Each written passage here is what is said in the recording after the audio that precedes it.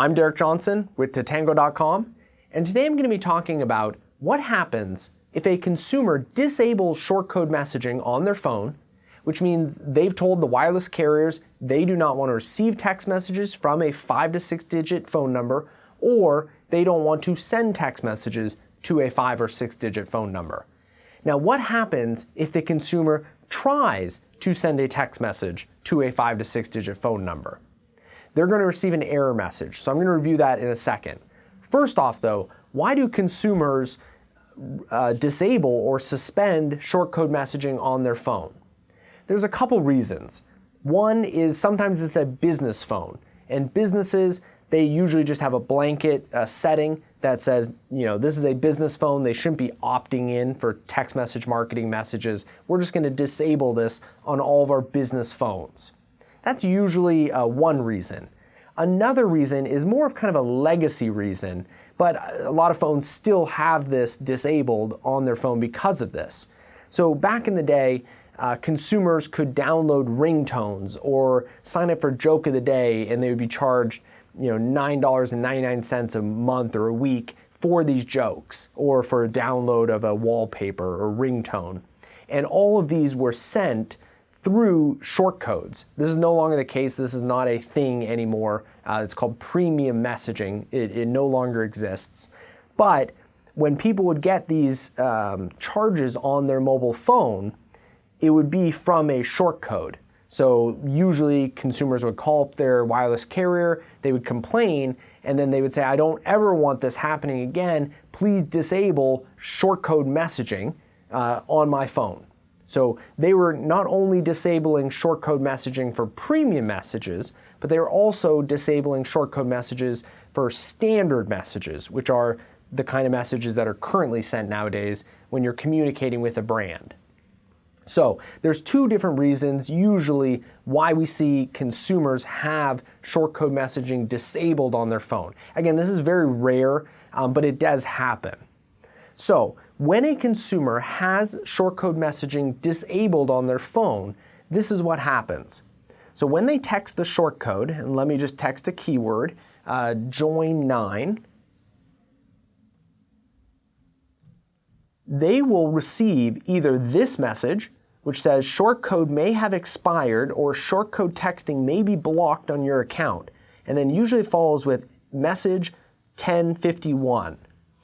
So this usually causes a lot of concern from brands because the first thing they're saying is shortcode may have expired. And if you have a shortcode and you lease that shortcode, that could be really scary to hear that your shortcode may have expired.